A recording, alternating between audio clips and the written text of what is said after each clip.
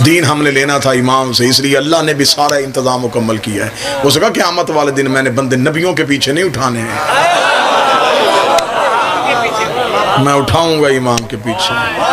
मौलवी के पास इमाम अच्छा नहीं था, उसने आयत का तर्जमा ही बदल दिया। उसका खुदा कहता क़यामत वाले दिन मैं तुम्हें माँ के पीछे उठाऊंगा। अगर माँ के पीछे उठाएगा तो फिर आदम तो ना उठा, तो जिस कौम का बाप ही ना उठे, आदम की तो ना बात ही ना बाप, इमाम उठा, आगे इमाम होगा, पीछे मानने वाले होंगे। इसलिए अल्लाह ने क़यामत से पहले एक कमरा इम्तिहान बनाया है जिसे कब्र कहते हैं। सारी ज़िंदगी नमाज़ें पढ़ो, रोज़े रखो, हज करो, ज़कात दो, मस्जिदें बनाओ, दाढ़ी रखो, जिहाद कुछ सब कुछ करो, कब्र में से एक अमल का भी जवाब नहीं देना। साबित कर दे मुझे कोई बंदा, मैं माइक पे लाउड स्पीकर पे कह रहा हूँ, कोई बंदा साबित करे कि कब्र में अमाल का सवाल किया जाएगा। क़यामत वाले दिन सबसे पहला सवाल नमाज का होगा। तो जो क़यामत से पहले एक इम्तिहान होना है, उसमें क्या पूछा जाना है? उसमें ना नमाज पूछी जाएगी, ना रोजा पूछा जाएगा, ना हज। मन रब्बो का, अल्लाह रब्बी, जवाब ठीक। मन नबियों का, नबी कौन है? मोहम्मद नबी, जवाब ठीक। मन दीनों का, दीन क्या तेरा? इस्लाम दीन है, जवाब ठीक। मन किबलतों का, काबा तो किबला थी, जवाब ठीक। मन इमामों का,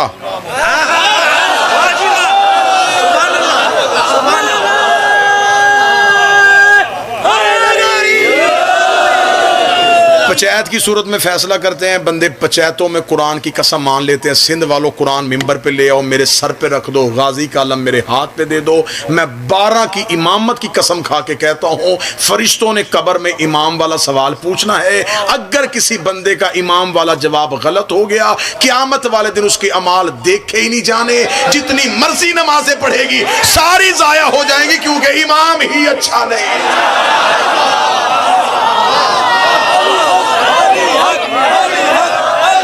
फैसला इमाम की वजह से, जन्नत और दोज़ख का फैसला इमाम की वजह से, अमाल तुलने हैं इमाम की वजह से। फरिश्तों ने कहा बंद करो इसके अमाल वाला रजिस्टर, जब इसका इमाम ही ठीक नहीं। जब वो मिस्त्री को बुलाते हैं ना, मेहमान को बुलाते हैं दीवार या घर बनाने के लिए, तो जब वो बुनियाद खड़ी करता है ना, तो उसके हाथ में एक लट्टू सा होता है जिसके साथ एक रस्सी बंधी होती है ना जी। इसके साथ वो क्या काम करता है? वो गुनिया होता है, उसके साथ वो देखता है कि दीवार सीधी है या टेढ़ी है। मुझे बादशाह हुसैन की इज्जत की कसम, उस गुनिये को अरबी में इमाम कहते हैं। इसके साथ पता चलेगा कि अमल वाली दीवार सीधी है कि टेढ़ी है। नमाज इसने पढ़ी है तो इमाम से पूछ के पढ़ी है, तो जब इमाम ही ठीक नहीं, नमाज गलत। रोजा इसने इमाम के कहने पे रखा था ना, तो जब इमाम ही ठीक नहीं, रोजा गलत। ज़कात इसने इमाम के कहने पे दी थी, जब इमाम ही ठीक नहीं, सारा दीन गलत हो जाता सिर्फ इमाम की वजह से। बंदे कहते जी अमल ठीक होने चाहिए, अल्लाह राजी करे, इमाम की जरूरत ही क्या है? हुर के पास नमाज थी, इमाम नहीं था।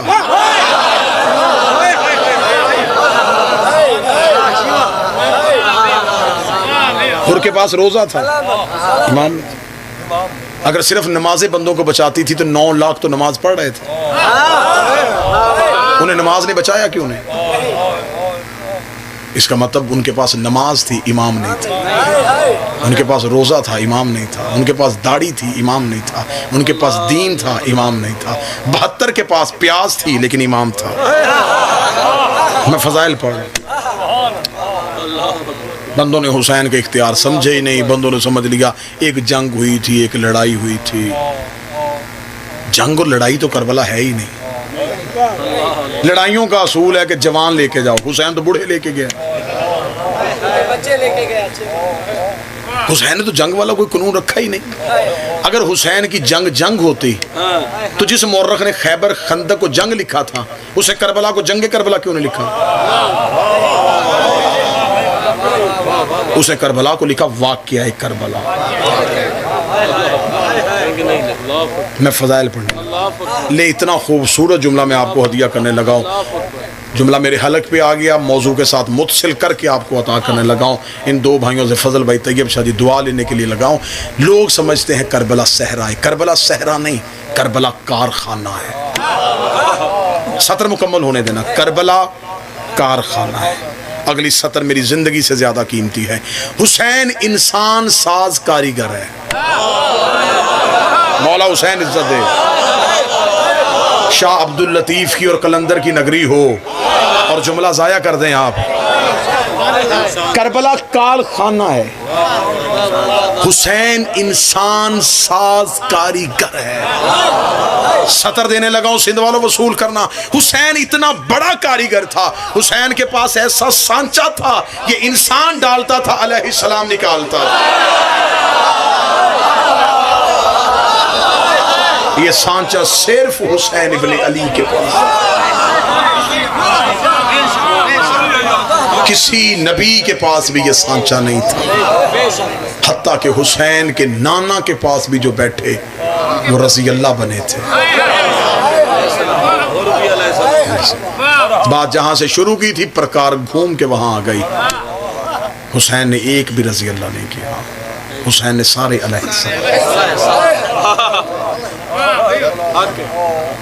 हुसैन ने अपने साथियों को हुसैन शनास कर दिया था। हुसैन ने अपने साथियों को हुसैन मजाज कर दिया था। हुसैन ने अपने साथियों को हुसैनियत के दायरे में ले आया था।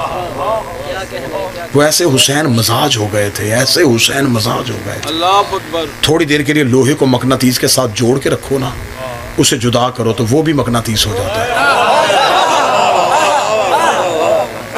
उसमें मकनातीस वाली सलाहियत आ जाती है।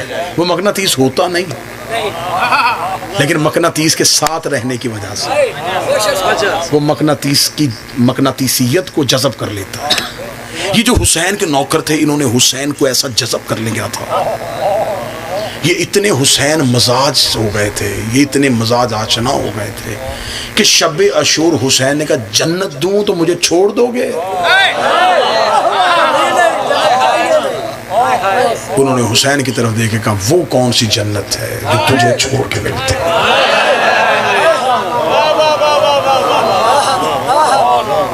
लोगों ने हुसैन समझा ही नहीं। तुमने समझा एक शहजादे का नाम हुसैन है, नहीं किबरिया के राज को हुसैन के।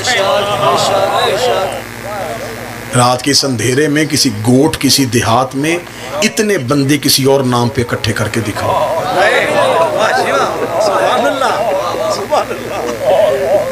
एक बीमारी, एक वायरस आया, अल्लाह के घर का तवाफ रुक गया, नमाज रुक गई, इबादतें रुक गई।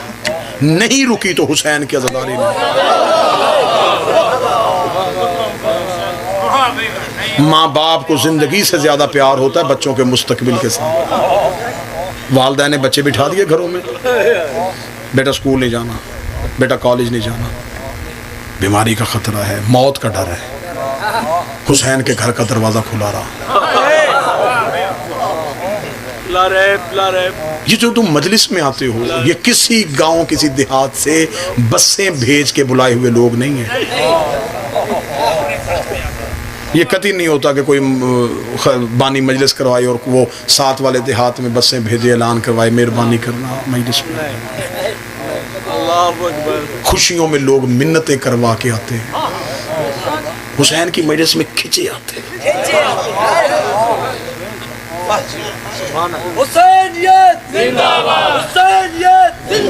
मैं तुम्हें सिर्फ बेटा बस खामोश ना, बस दो जुमले मुस्कुराते। एक लम्हे के लिए जरा सोच लेना, मुहर्रम करीब ना, अगर तुम किसी प्रदेश में रहते हो, तुम्हें कोई शिया वाकिफ ना मिले और यकदम तुम्हारे कान में कहीं से आवाज है या हुसैन, मौला की कसम बंदा भागता है उस तरफ। ये तुम बेसाख्ता हुसैन की तरफ क्यों खिंचे आते हो? इसका मतलब है कि तुम आ नहीं रहे, तुम्हें कोई बुला रहा। तुम क्या समझते हो कि तुमने अपनी मर्जी से फैसला किया कि तुमने आज मजलिस में जाना है? कितने हैं जो घरों के ताले लगा के आए हैं, कितने हैं जो घर में बच्चियों को, बहनों को अकेला छोड़ के आए। मैंने इस कौम को देखा रात की तरीकी में बेटियां लेके बगैर सवारी के सफर कर रहे होते। मजलिस खत्म होती है, उन्हें तसल्ली होती है, कुछ नहीं होता। बेटियां बेशक साथ हैं, मौला कोई सबब लगा देगा, किसी न किसी तरीके से पहुंच जाएंगे। अब मुझसे सवाल करो, मैं उसका जवाब दूं और सिंध में मातम की आवाज आनी चाहिए। ये जो तुम बेसाख्ता बहनें बेटियां लेके दौड़ती हो मजलिस की तरफ, जुमला गलत पढ़ूं, आंखों से ना पढ़ा हो तो बीबी ज़ैनब मुझसे मेरी आंखों का नूर छीन ले। तू मातम ना कर सके तो तू जाने और शाम की मलका जाने। तुम जो मजलिस में आते हो, मजलिस से एक रात पहले ज़ैनब और सज्जाद तेरे घर जाते हैं, रो के कहते कल वाली मजलिस में तेरा नाम लिखा हुआ है, तूने हमारे बाबा को रोने के लिए जाना है, तू गरीब को रोने के लिए जा, तेरे घर की जिम्मेदारी सज्जाद से।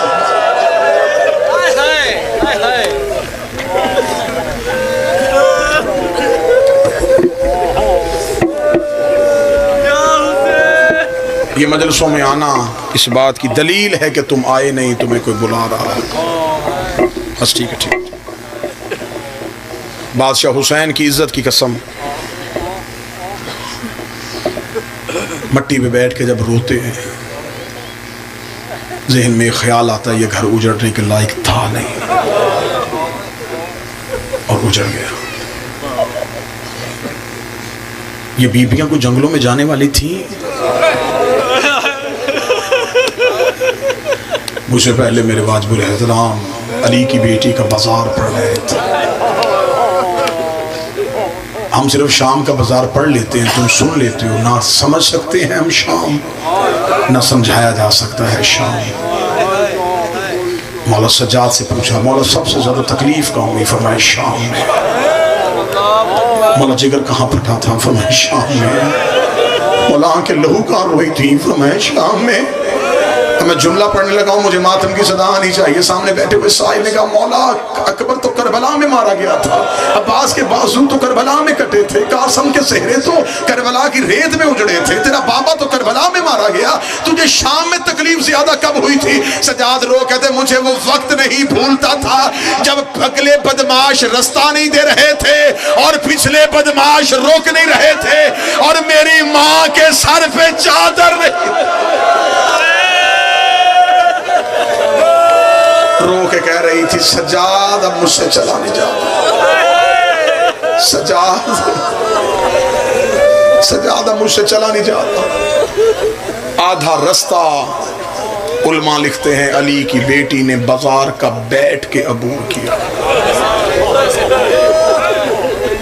बैठ के क्यों गुजरी?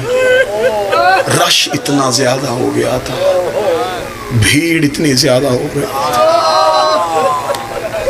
मुहर्रम करीब है, तुम्हें गरीब का वास्ता, गरीब बन के मुहर्रम करना।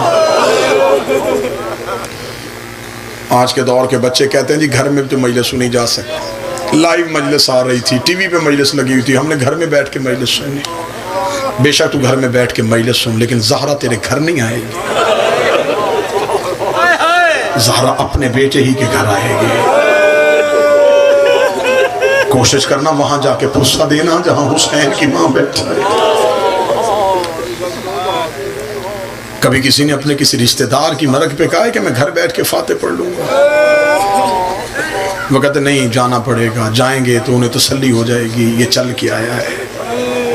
मोहम्मद की बेटी बारगाह में बैठ के मुहर्रम के 10 दिन में तेरा राह देखेगी। जाकर छोटा पढ़े बड़ा पढ़े, जिक्र का एहतराम करना।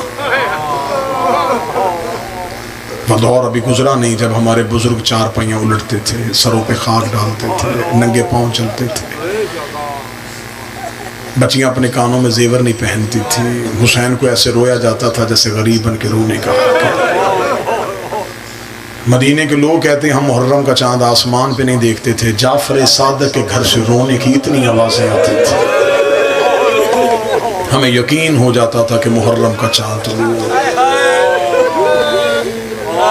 सदा तो गैर सदा से माफ़ी मांग के बस मुहर्रम के चांद का एक मुसाहिब का टुकड़ा सुना। मिस्र का रहने वाला एक मोमिन शख्स था, हर साल अपने घर में हुसैन की मजलिस करवाता था। हुसैन ने नवाजा हुआ था, हुसैन का जिक्र करवाता, मातमदारी करवाता, नियाज़ें पढ़ाता।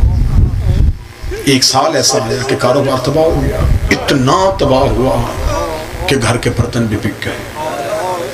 घर में खाने के लिए कुछ नहीं, दिया बुझ गया था, अंधेरा था घर में। छत पे खड़ा होकर मुहर्रम के चांद को देख के कहता, मेरी जिंदगी में तुलू होता,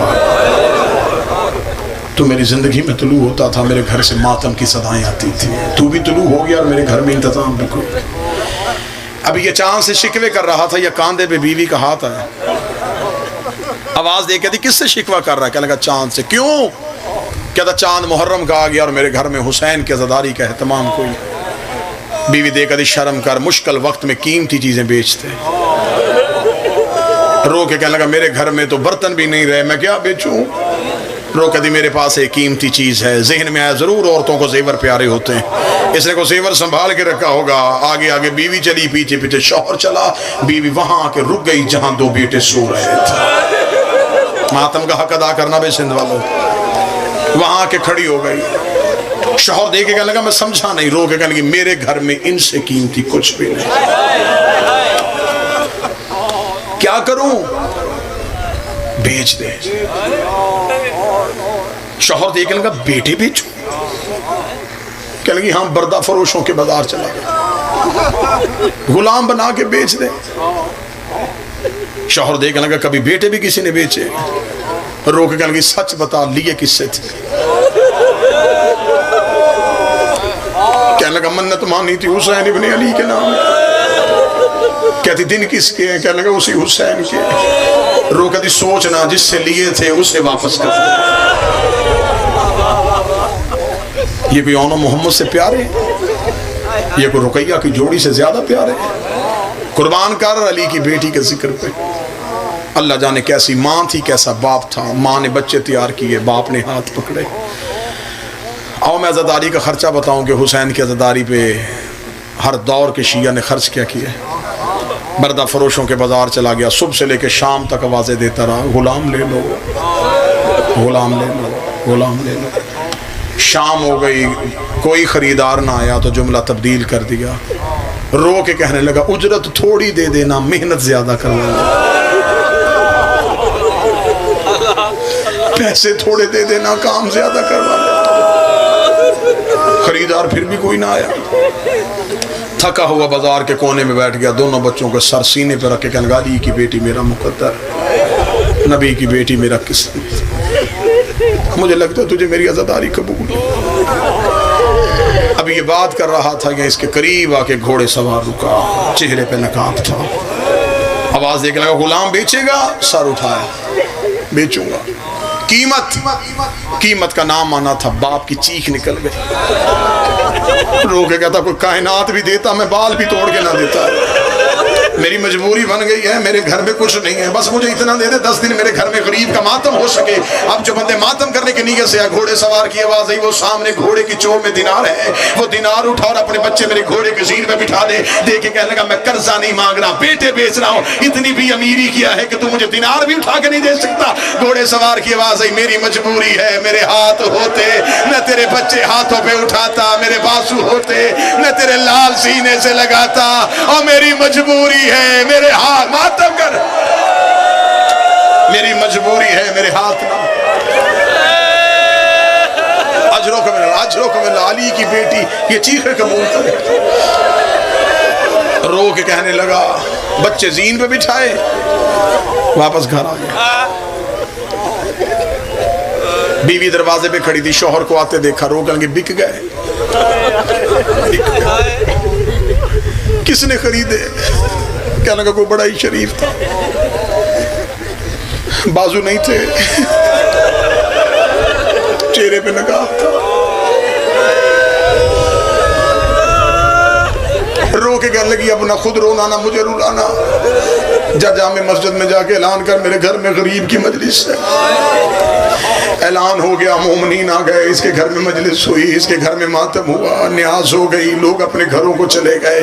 माँ बच्चों के बिस्तर देख रही थी, बाप बच्चों के कपड़े देख रहा था। आधी रात को उठ के शौहर के कदमों पे आई, रो के कहती है मुझे शर्मिंदगी नहीं है, लेकिन इतना पूछने के लिए आई हूँ जिसको बेचे हैं उसे बताया था कि इन्हें काम करने का तरीका नहीं आता, बताया था ये जिंदगी में कभी किसी के घर नौकर बन के नहीं गए।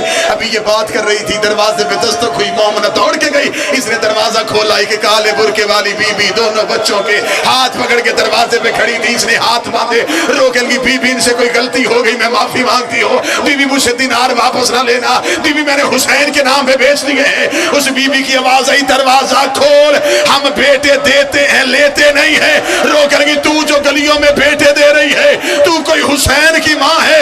आवाज आई, मुझे पहचान, मैं मोहम्मद की बेटी फातिमा हूँ।